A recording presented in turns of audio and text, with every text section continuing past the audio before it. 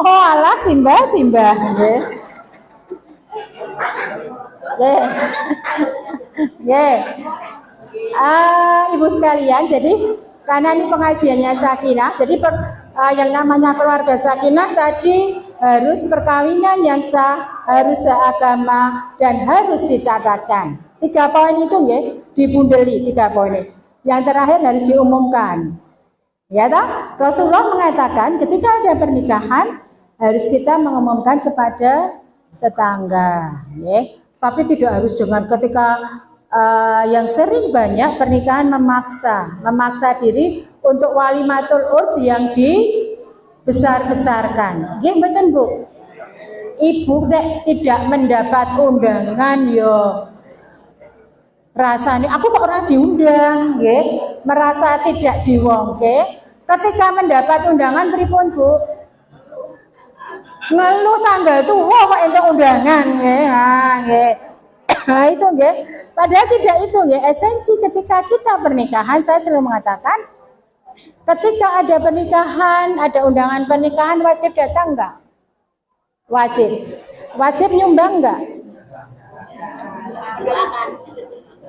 Siapa yang bilang wajib nyumbang? Nggih wajib datang. Nyumbangnya rasa wajib, rasa diutang-utangke nggih. Tidak diutang-utangkan. Ini karena ada perubahan budaya nggih. Jadi mantu itu kayaknya sedemane-mane kudune kan wis metu nggih. Ada yang dia deman-deman metu, tapi kita enggak. Karena catering yang catering pernikahan itu sudah mengatakan sekarang dibayar 50% enggak apa-apa, besok lunasnya nek wis buka sumbangan nggih. Ternyata sumbangannya do kosong ya nggih. Bar manten malah akeh utange. Jadi berarti wujud keluarga sakinah tidak terbatang. Kemudian sik nyumbang padha wae. Wis nyemplungke amplop gitu. Suguhane entek. Wah, nggih. Anane mek air minum tok, gersulo mboten? Nggih. Nek jenengan ngomong gak gersulo itu saya enggak mungkin. Tiba mbok mau amplope rasa tak cemplungke nggih. Jenenge nek ngono kuwi jajan. Nggih. Oke, itu yang saya mengkoreksi beberapa nggih. Kemudian yang ketiga, sekarang di dalam perkawinan biasanya kan standing party nggih, pesta berdiri. Mulai ngantri ya Allah, kaya ngono kae. Arep golek bakso wae antri suwe banget, golek somai antri lho kae banget. Desuk-desukan enteng-enteng iki nggih. Lah tempat duduknya hanya sedikit.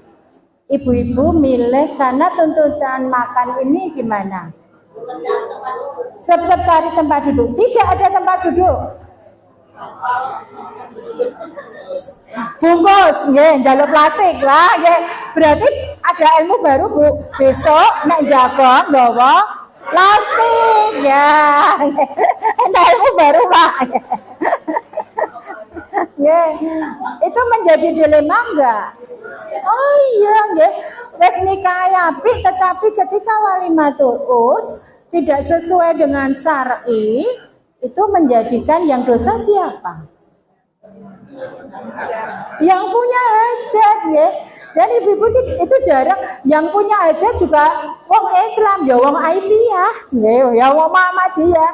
Tapi tidak sehingga nun sewu ibu-ibu dan bapak ketika saya menyerangke karo manten, saya tanyakan, kamu yang diundang berapa? 500. Tempat dudukmu berapa? 100. Nek ngono kuwi dosa. Saya gitu sama yang anuman. Kenapa lah? Kamu membiarkan orang-orang untuk makan sambil berdiri. Yo ibu-ibu nganggo jilbab cantik, makane berdiri, tangan kiwa karo cerita, karo mlaku-mlaku. Ya Allah, banyak enggak Bu yang seperti itu? Mudah-mudahan di sini tidak nggih. Kalau saya ketika tidak ada tempat duduk, nyemplungke salaman terus mulih nanti jajan di rumah. Itu nggih. Ini banyak karena yang seperti ini banyak dilakukan oleh masyarakat kita. Rapopo darurat kok nggih. Kok dadak darurat wong pesta kok darurat nggih. Ha nggih. Itu. Terus kemudian yang keempat. Manten jam 7. Jam 7 malam. Dandan jam pinten? Berluhur sudah dandan mantene. Nggih. Sik do salat ora? Kebanyakan tidak. Saya kira salat zuhur, asar, maghrib. Wong dadi manten arep nang membentuk keluarga sakinah kok salat 3 salat dilewati lah liar sakinah piye? Padahal awal dari sakinah ini adalah ketika sebetulnya dimulai ketika kita memilih jodoh. Iya enggak? Iya betul Bu. Ini seamang kamu podo wae. Le dandan berasar. Nggih. Terus dandan midit jarian maghribe bablas. Gitu. Soalnya bar maghrib wis kudu siap, nggih. Kalau saya gitu, saya jariane keri dhewe. Nah, nanti enggak apa-apa, pokoknya saya sholat dulu. Saya sholat maghrib malah jadi keguyu. Wah lagi dunia terbalik ya aku ngene nggih. Bener Bu, ya saya paling jengkel kalau among tamu malam nggih.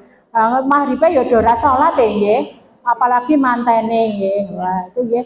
Jadi non sewu, ini yang kecil, yang hal-hal yang kecil yang perlu kita perhatikan. Karena ini syar'i. Syar'i meninggalkan sholat gimana ini nggih. Hukumnya seperti itu nggih. Jadi Bapak Ibu, ini ada tadi melalui perkawinan yang sah menurut undang-undang dan sebagainya. Kemudian Ibu Bapak, saya senang Pak ada Bapak dan Ibu di sini ya. Biasanya saya kalau undang-undang perkawinan saya penyuluhan ke ibu-ibu ya.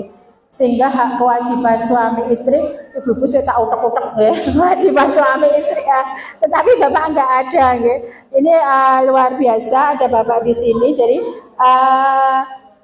untuk jadi keluarga sakinah itu kan dasarnya landasannya di Quran surat Ar-Rum ayat 21. Biasanya diterapkan di undangan manten ya Bu ya. Oh tambah satu lagi yang undangan manten. Yang undangan manten itu kadang-kadang ada foto manten, gitu Bu, pre-wedding. Le foto sadurunge akad nikah. Le foto sudah berpose seperti suami istri. Lah teneh-meneh piye kuwi. Ya, nggih. Biasanya ibu-ibu aja jangan ada pre-wedding, ada fotonya yang belum menikah. Nggih. Fotone bapak ibune wae sik menikah sik dipasangke nggih. Nggih. Terus ada satu lagi yang di dunia modern ini. Undangan pernikahan pakai HP gitu. Dibuka, kalau mau ngirim bukti undangan, kirim ke rekening ini dan ini. Gitu? Pernah ada yang dapat itu? Pernah, ya. Lagi sumbang Marmanto pandelok sumbangan, ya. Ya Allah, saya pernah Bu dikasih undangan seperti itu, jelek sik ngundang ki yo tokoh agama. Mas, saya gini, ngerti ilmunya ora? Pernikahan itu seperti apa? Nggih. Kok ana rekening dikirim ke piye? Saya gitu. Ini biasa Bu di masyarakat di sini, dia orang Jakarta. Di masyarakat di sini biasa. Kamu membiasakan yang benar atau membenarkan hal yang biasa. Jadi kan dia membenarkan hal yang biasa yang tidak sesuai syar'i. Ini kiai loh Bu.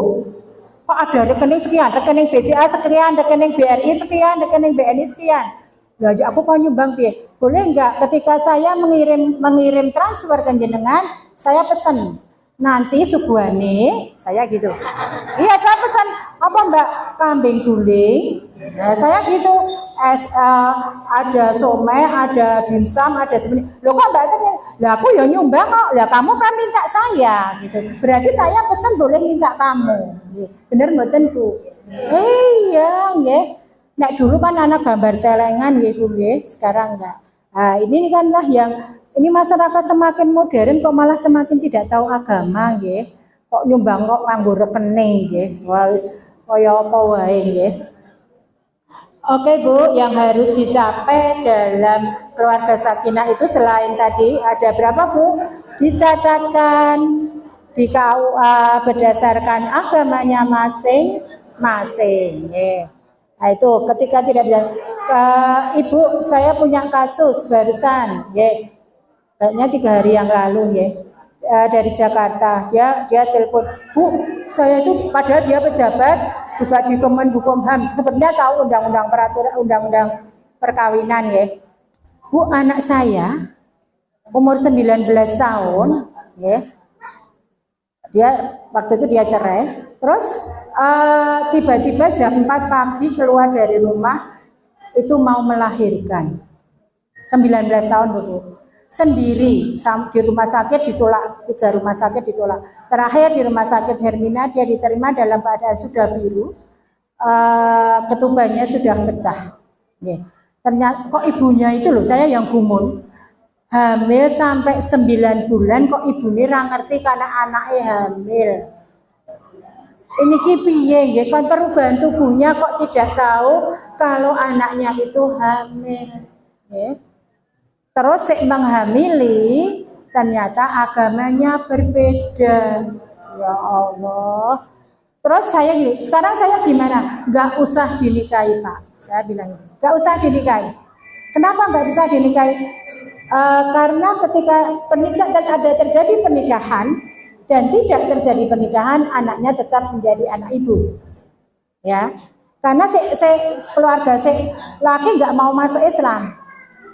Sampai keluarga lakinya gini, Bu, mau saya bawa ke Singapura, ya saya bisa nikah di sana.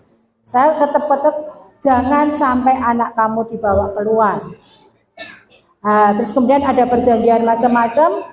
Saya mau masuk Islam tapi nanti kembali lagi ke agama semula. Ustaz, jangan diberikan. Misalnya kemarin ada namanya perjanjian perkawinan.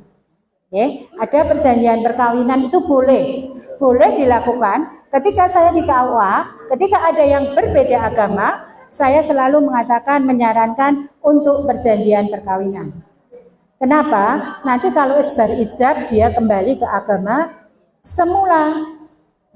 Sek putri, sekarang pasti banyak apa Bu yang seperti itu. Sek putri tetap neng masjid, sek lanang tetap neng gereja. Anaknya jadi agamanya Pancasila. Gitu? Sing melu bapakne, sing lanang, sing wedok melu ibune. Wah ya Allah, ini tidak. Ini sehingga kenapa perkawinan itu harus seagama. Karena di dalam undang-undang perkawinan kita nggak boleh agama yang berbeda itu menjadi pernikahan. Yang perlu diperhatikan dalam mencapai keluarga sakinah, yang pertama adalah komitmen. Komitmen ini adalah kesepakatan. Pak Edi, dulu dengan Bu Edi ada kesepakatan enggak Pak? Apa Pak? Oh, tapi kan enggak sehidup semati kan Pak? Oh, ada yang punya perjanjian perkawinan sebelum menikah? Ada. Apa Bu? Hah? Ada Bu Ketua PRA? Umur apa Bu?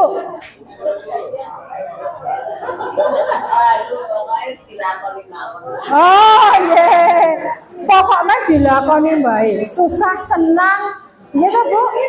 Susah senang bareng kabeh, gitu Bu. Susah senang bareng kabeh. Sedih, gitu. Dan sebagainya. Itu namanya komitmen. Ada kesepakatan. Adakah kesepakatan yang lain selain itu? Bagaimana saya nanti punya anak, berapa, keturunannya seperti berapa, saya tinggal di rumah.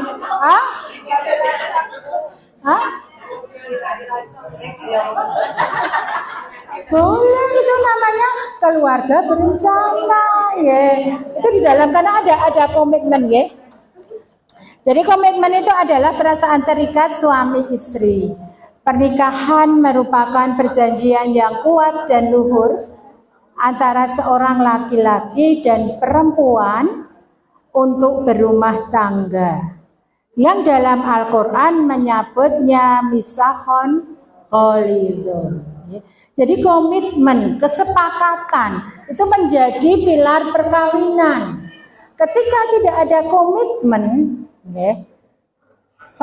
ada komitmen itu banyak Bu, terutama masalah ekonomi Pak, masalah ekonomi, Jadi gini, karena si istri sudah bekerja, gajinya melebihi gajinya suami terus tidak mau memberi nafkah. Kewajibannya suami apa?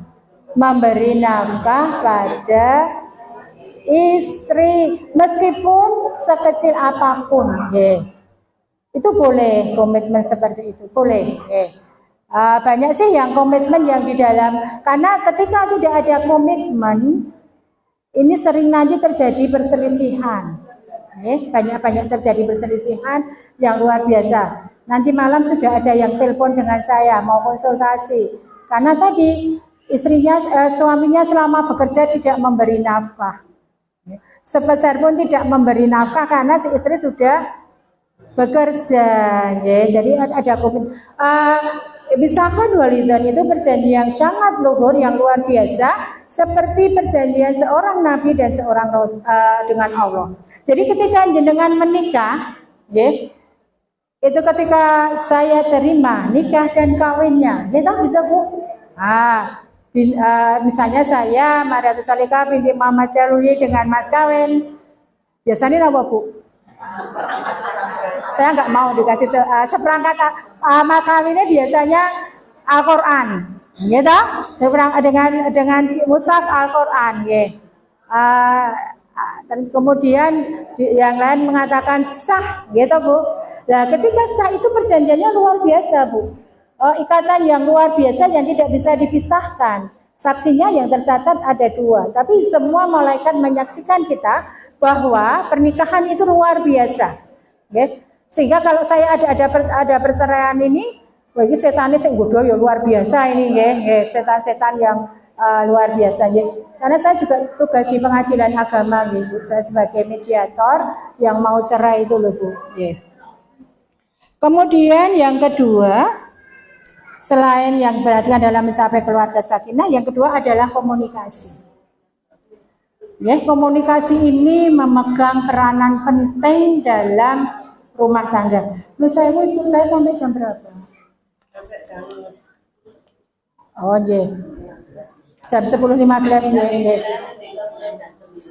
Oh nggak apa-apa. Soalnya itu saya biasanya ngisinya 3 JPL Mohon maaf nanti saya di stop nggak apa-apa Bu. Karena kalau sudah ngomongin sok lali Bu. Jadi komunikasi hubungan dalam rumah tangga yang harmonis sebagaimana dalam firman Allah di dalam surat An-Nisa. Surat An-Nisa ayat 19. Nanti dibaca di rumah Ibu dan Bapak. PR-nya baca di rumah surat An-Nisa ayat 19. Saya ngaji selalu tak kayak PR. Songko diapalke terus besok kalau saya diundang tak takoni meneh. Jadi ngaji itu harus ada tambahan ilmu. Orang ngaji baru kuwi bablas. Setelah dari sini ditanyai suami. Tadi isinya apa? Oh, kaya ngono kae lho. Isine apa? Isine karena saya sepakat dengan suami. Kalau saya ngisi pengajian nanti saya pulang dari pengajian ditanya suami saya. Tadi isinya apa, Dik? Saya jadi ganti ceramah saya dengan suami saya. Itu namanya ilmunya kita tularkan, ilmunya tidak tinggal dewe, supaya ibu juga dapat jariah Bu. Yang artinya dan bergaulah dengan mereka secara patut. Kemudian bila kamu tidak menyukai mereka, maka bersabarlah karena kamu tidak menyukai sesuatu padahal Allah menjadikan padanya kebaikan yang banyak. Bapak Ibu, adakah yang selama di sini ini yang belum pernah berselisih paham dengan suami atau istri? Kalau ada ngaco. Nah, Nek Rano bilang aku sih ya. Nggih. Biasanya yang diselisihkan apa, Bu? Bapak? Yang diperselisihkan di dalam rumah tangga biasanya apa? Hah? Oh, membuat minuman kurang panas. Oke. Terus apa lagi? Kenapa Pak? Tidak berlaku dengan istri Pak? Tidak sesuai dengan istri. Soalnya ibu-ibu itu di dalam otaknya kalau berkata 20.000 kata. Jadinya ibunya segini, nggih. Nah, ayah cuma 7.000 kata, nggih. Jadinya bapak ki sok, Pak, ngono meneng wae.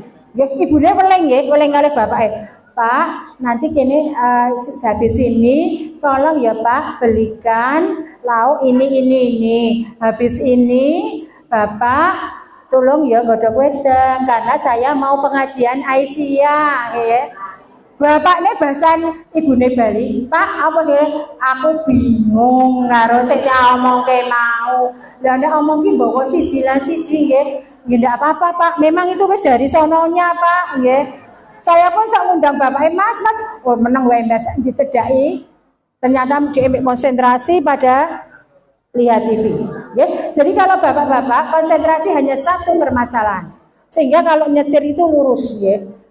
Nah ibu-ibu konsentrasi nih, bisa ketemu ngendi-ngendi Pak, nggih. Nggih mboten Bu.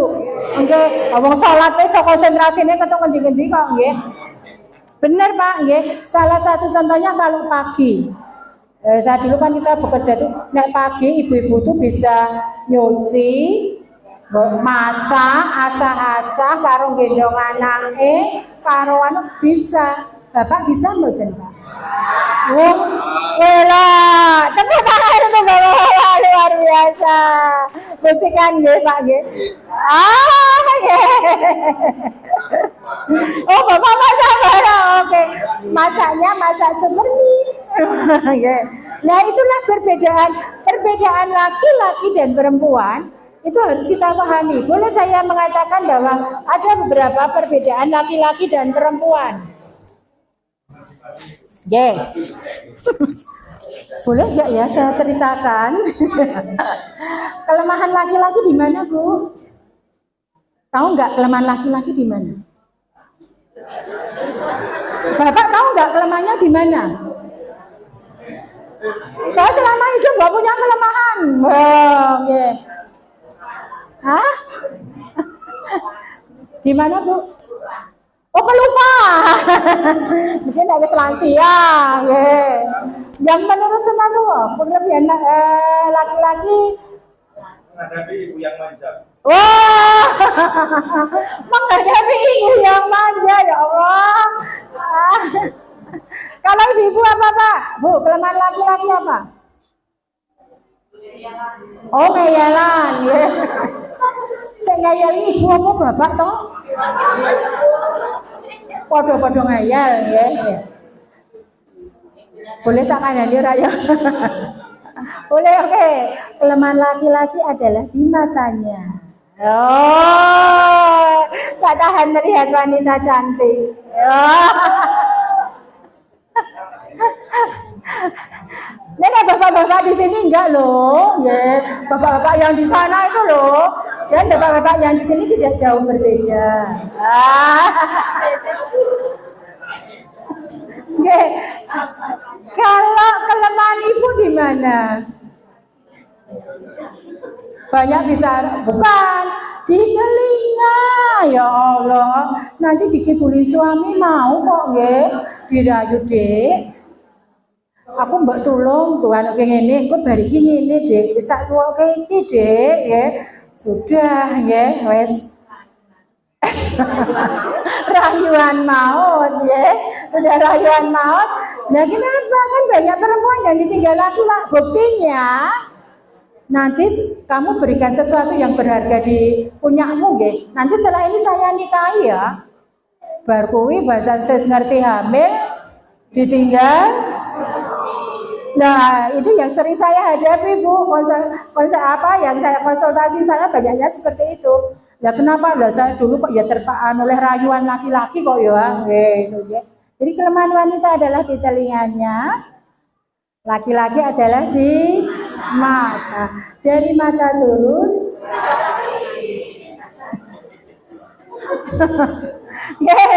Intermezzo ya Pak ya, nggak apa-apa biar nggak tekan. Tepuk 2, tepuk 1, 3.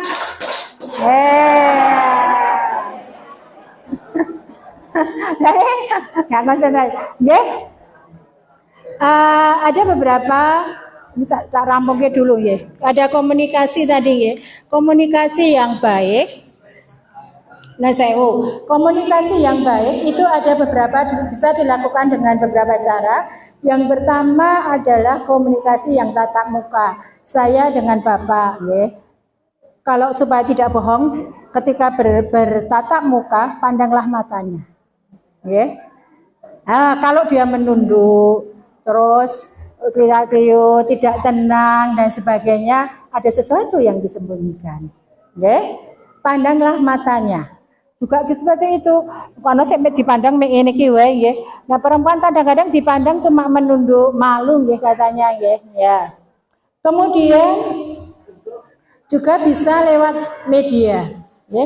Lewat media sekarang yang paling canggih adalah lewat HP ya. Nah, sekarang di HP itu menjauhkan yang dekat, mendekatkan yang jauh. Lagunya juga sudah ganti. Bangun tidurku bakang. Betul Bu. Betul. Oh, nilai jam ya. Nilai jam, nilai alarm ya. Kalau ketinggalan duit nggak apa-apa. Ketinggalan HP susahnya luar biasa. Ya ini sekarang kita sudah dikuasai teknologi luar biasa. Oke. HP bisa sebagai setan gepeng gitu Bu. Bisa sebagai malaikat. Oke. Lalu klien saya yang di pengadilan itu gara-gara setan gepeng itu malu Bu nggih. Lah kan ngerti. Wah, CLBK cinta lama bersemi kembali nggih. Ketemu reunan, ketemu koncone gitu. Nah, dhisik seneng karo kuwi lah reuninan jadi anan terus ya. Wah, jadi perceraian ya. Jadi seperti itu. Juga sekarang tadi malam saya sempat diskusi HP itu sekarang digunakan untuk penjualan seks secara bebas. Oke. Saya pernah dikirimi Bu perempuan, mungkin saya dikiranya HP-nya laki-laki. Perempuan telanjang dulu. Mas mau butuh saya? Astagfirullahaladzim. Sekarang seperti itu Bapak-bapak nggih. Dan kecenderungannya dilakukan oleh perempuan-perempuan muda. Ya. Perempuan-perempuan muda yang disasar adalah bapak-bapak yang sudah mapan. Ya, bapak sudah mapan mau dipeloroti hartanya. Kemarin itu ada klien saya yang sampai SK pensiune karo sertifikate dadal ya, karena perempuan ya. Itu karena HP tadi itu ya, dirayu, dianu ya, dan sebagainya ya. Itu tadi malam tuh ngomongnya ini kita penggunaan yang itu sangat untuk keluarga sakinah. Kemudian yang ketiga adalah bahasa. Intonasi ketika kita berbicara dengan lawan kita, berbicara dengan tetangga kita, berbicara dengan pasangan kita. Ketika kita marah, intonasinya gimana? Tinggi. Ketika kita senang, guyang-guyu gitu. Wah. Ketika ibu-ibu besengut, bapak-bapak tahu nggak kalau marah? Tahu ngopo tuh kayak mau besengut wae. Itu bahasa tubuh, itu sudah bisa menjadi komunikasi. Saya sama Bu Wadani kok meneng wae aku ra disapa nggih. Ono apa aku itu kan sudah sudah berasa nggih. Demikian juga ibu tidak disapa bapak. Bapak saka kantor kok ora nyapa aku ono apa ya nggih. Nah, itu terus kemudian Bapak setelah pulang kantor kok ada perubahan berbeda apa ya? Ternyata pekerjaannya banyak, ya. Rasa-rasa nggak usah punya suudan Bu, ya. Nanti nggak suudan marah ke pikirannya bubrah, ya. Kemudian ibu-ibu untuk menjaga hubungan baik. Jadi tadi ada resepnya 2K, komunikasi dan komitmen. Oke, untuk keluarga sendiri. Kemudian untuk menjaga hubungan baik, kita ada rumusnya 4T. Oke. T yang pertama adalah tahabub. Apa Bu, Bapak? Tahabub. Tahabub itu adalah saling mencintai. Oke, di antara Bapak dan Ibu, meskipun sudah keriput, gitu Bu, meskipun rambutnya sudah berubah warna, gitu, jadi putih, ya. Malahan ini rasa nyemir tak tunggu 7 tahun lagi temu putih, ya Bu, ya. Le dengkulnya sudah tengkletak, ya. Nah, itu biasanya kan Bapak Ibu sama ketika di atas 60 dengkulnya sudah oline wis entek, tetapi kita saling mencintai. Tetapi itu kata-kata jarang ya Bu, ya. Setelah lansia itu kok Bapak dan Ibu sudah tidak sering mengungkapkan kaya cah enom ya. Tapi itu butuh, ya. Butuh, kita kadang-kadang butuh ada pengungkapan. Jadi saling mencintai itu di dalam keluarga itu harus ada, karena itu menjadi mawadah warahmahnya itu di situ. Ya, bagaimana Rasulullah terhadap Siti Khadijah, terhadap Aisyah, itu sangat mencintainya luar biasa. Ya. Kemudian yang kedua adalah ta'awun. Ta'awun itu adalah saling menolong. Ya. Kita dengan suami itu saling menolong. Ketika suaminya di PHK, kita bagaimana bisa kita bekerja. Ketika suaminya tidak mampu secara kesehatan, bagaimana kita merawat. Demikian juga sebaliknya. Ya. Ketika saudaranya suami saling membutuhkan, kita harus bisa menolong. Ya. Jadi itu. Aduh, suamiku datang ya. Temannya Pak Edi ya.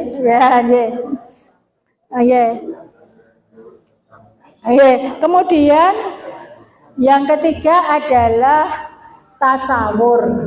Apa Bu? Tasawur adalah saling bermusyawarah. Ya, ana ning omah itu apa-apa harus kita bermusyawarah. Orang melaku dewe. Kepala keluarga di rumah siapa? Bapak. Bapak sebagai presiden. Betul enggak Bu? Ibu sebagai apa? Menteri. Menteri napa mawon? Menteri Keuangan, Menteri Kesehatan, Menteri Pendidikan, Menteri... Ya Allah. Ibu banget ya gue. Ketika ada apa-apa, ya Ibu lapor ke presidennya. Yang nanti yang dimintai tanggung jawab itu adalah suami, bukan Ibu. Okay. Adalah bagaimana presiden ini untuk mengantar menteri aja jenengan ra duit, istri langsung pinjam uang tetangganya tanpa sepengetahuan presiden ayo bisa dicerai tenan Bu. Okay. Nah, kalau sudah terlalu banyak. Kemudian yang keempat adalah ta'awuf. Ta'awuf saling memaafkan.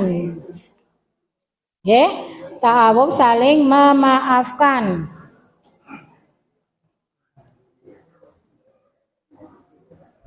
Kurang 5 menit lagi sebentar ya.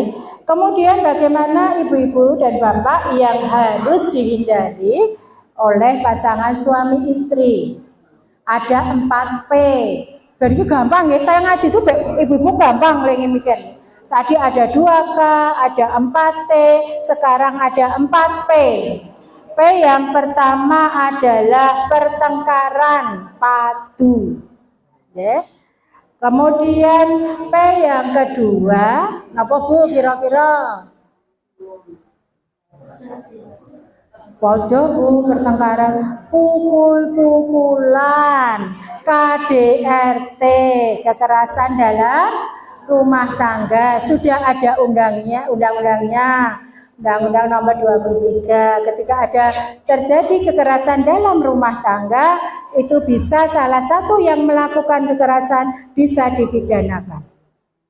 Ya, ketika tetangganya tahu ada seperti itu, tidak lapor polisi, itu juga tetangganya bisa kena. Ya, tetapi kadang-kadang itu beda. Suami harus memukul istri sampai kayak gitu, terus kemudian suaminya dijemput polisi, ditahan. Ini banyak yang kasus saya tangani gitu. Istrinya ditanya, ini mau diproses enggak, Pak? Istrinya mikir, aku masih mencintai suamiku ya, walaupun sudah dipukul, ya. Aku besarkan anak-anakku, nanti kalau suami saya ditahan, terus anakku bagaimana kehidupannya, ya. Akhirnya dilepas, gue baru kuwi mukul meneh, ya. Nah, udah mengajukan ke polisi tidak bisa, ya. Kemudian P yang ketiga adalah pergi tanpa pamit. Ya, pergi tanpa pamit, dengan makanya saya tadi kenapa saya tanya, ibu bapak sudah pamitkah dengan pasangannya? Sampun, meskipun ngaji, meskipun ke arah yang baik, ya tetap juga kita harus pamit, nanti tidak digoleki, digoleki. Nah, orang sempat pamit lewat WA, itu, Dan sekarang ini ketika boleh kemudian yang P yang keempat adalah perceraian. Hindari perceraian. Kalau yang mengajukan suami namanya talak. Kalau yang mengajukan istri namanya gugat. Dan perkara ini yang dibiayai oleh yang mengajukan. Walaupun yang disakiti yang mengajukan. Tapi karena dia mengajukan, saya tidak betah, saya mengajukan, itu ya biayanya kepada yang mengajukan. Kalau ibu, bapak punya permasalahan, datanglah ke Pusbakum PWA Aisyah, Pusat Bantuan Hukum. Insya Allah kita punya lawyer banyak, bapak ibu. Bisa kantornya tahu Bu, di Jalan Takwa, atau nanti bisa kontak dengan saya. Ketika ada tetangga kira ada permasalahan, baik perkara pidana maupun perkara perdata. Pidana itu yang di pengadilan negeri, perdata itu adalah yang cerai, terus kemudian selingkuh. Kalau KDRT itu sudah pidana, beda. KDRT bisa dijadikan untuk alasan perceraian, sidangnya bisa 2 kali. Sidang perceraian di pengadilan agama, sidang KDRT-nya adalah di PN.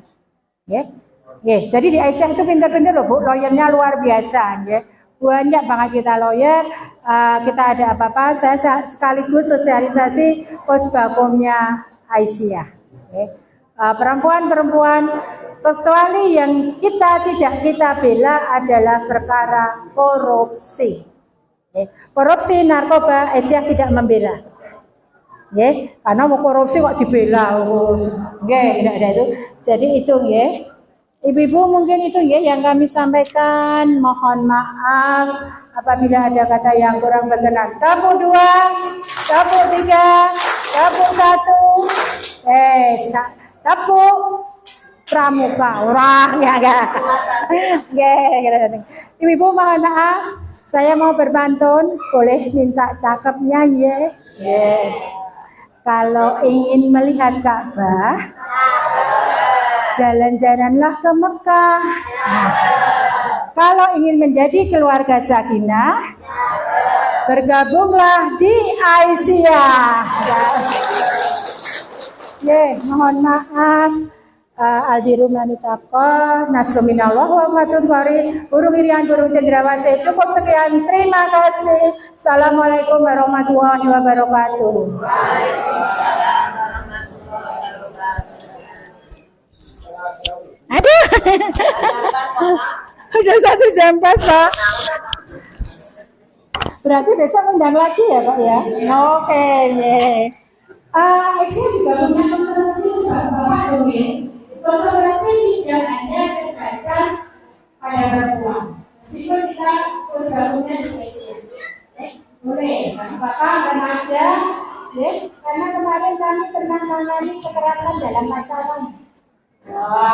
Sudah dipidanakan, luar biasa Jadi di Aisyah itu keluarga sakinah menjadi prioritas program yang utama di Asia sehingga ada program tuntunan keluarga satu. Amin amin. Ngatur nuwun sampai jumpa di lain kesempatan.